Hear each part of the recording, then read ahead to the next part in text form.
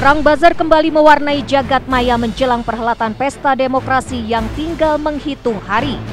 Di berbagai platform media sosial, kicauan buzzer politik ini terdengar semakin berisik.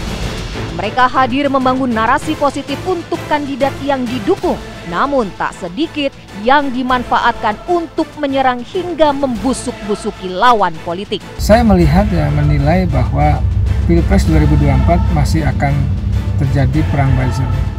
Perang antara cyber army perang cyber, pasukan udara dari para kandidat capres dan cawapres.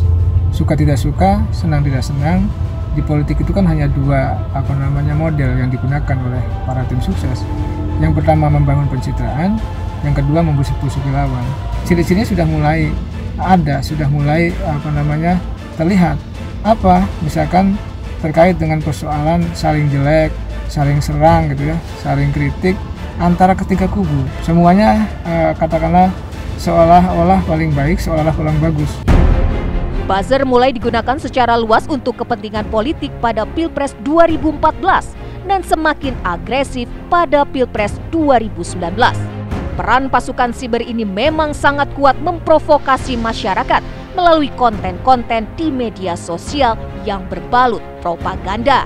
Terkadang mereka pun tak segan menabrak regulasi demi mengacaukan informasi. Kalau kita melakukan buzzering positif gitu, campaign positif, nggak ada masalah gitu. Memposting ide-ide visi misinya calon yang dia dukung gitu, atau misalkan memposting tentang pribadinya yang baik, memposting no problem, nggak ada masalah gitu. Akan jadi masalah kalau misalnya buzzer-buzzer ini sengaja membuat konten-konten yang akhirnya berujung konflik, membuat konflik gitu. Atau misalkan mereka membuat konten-konten menjelekkan lawannya gitu. Nah, ini akan bermasalah. Kalau menjelekkannya misalkan dengan hal-hal yang memang kenyataan gitu ya, walaupun melanggar etika. Ini kita berhubungan sama etika sama hukum nih. Kalau kita ngomong masalah buzzer nih, buzzer ada pelanggaran etika, ada pelanggaran hukum gitu. Mungkin secara hukum nggak ada pelanggaran, tapi secara etika ya jangan gitu-gitu amat lah. Mayoritas buzzer bekerja sesuai pesanan dan bayaran. Mereka mematok tarif beragam mulai dari jutaan bahkan hingga miliaran rupiah. Buzzer bayaran inilah yang kerap membuat kegaduhan. Kalau kita lihat bayaran buzzer ya emang bermacam-macam gitu.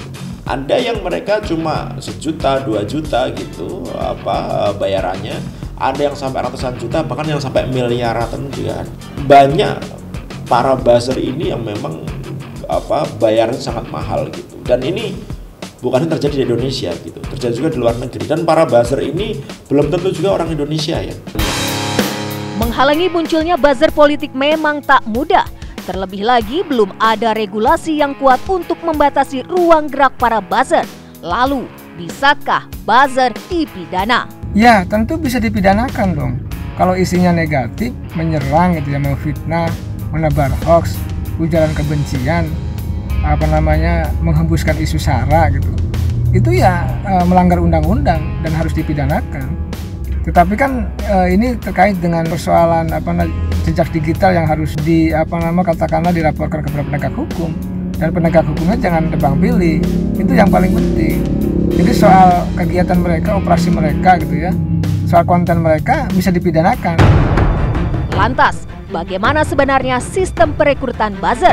Dan dari kalangan manakah mereka berasal? Ada beberapa orang yang secara terang-terangan mengiklankan dirinya bahwa dia bisa menjadi buzzer gitu, atau juga dari mulut ke mulut gitu, atau dari analisis media sosial. Banyak orang, banyak pejabat, banyak calon legislatif, calon presiden gitu, yang timnya itu ngerti bahwa ini adalah buzzer-buzzer yang bisa diandalkan gitu. Banyak yang saya lihat, saya amati gitu ya, langsung saya kenal gitu. Itu ya dengan kalangan-kalangan terdidik juga. Ada yang terdiri, mohon maaf ya, dari mahasiswa gitu. Bahkan ada teman saya bercerita gitu, salah satu ketua jurusan S2 di salah satu kampus negeri gitu, bahwa mahasiswa S2-nya juga menjadi salah seorang buzzer. Munculnya buzzer politik menandai minimnya kualitas politik gagasan. Tidak adanya aturan selama ini membuat buzzer dengan mudah menyuntikkan isu-isu provokasi untuk membentuk opini. Akibatnya, banyak kampanye hitam berseliweran tanpa fakta. Bawaslu harusnya paling bertanggung jawab di sini nih, gitu, membuat publikasi. Ini ya, akun-akun buzzer dari Capres A, ini akun-akun buzzer dari Capres B, ini akun-akun buzzer dari Capres C, gitu. Ini yang banyak membuat konten-konten negatif, ini membuat konten negatif, ini banyak membuat konten hate speech, gitu. Sehingga apa? Kalau nggak bisa di take down, karena tadi bilang kita nggak punya kuasa terhadap platform yang ada di Indonesia, gitu.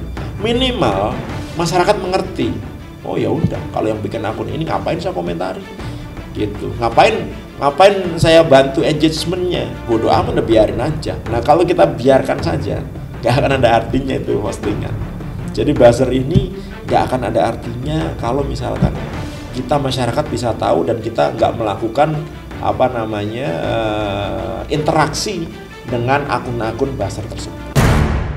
Di tengah hingar-bingar pemilihan presiden yang dijejali dengan beragam informasi, masyarakat seharusnya bisa lebih jeli dan berhati-hati. Jangan sampai tergiring opini dari para buzzer politik yang sejatinya memang dibayar untuk menyebarkan berita sesuka hati.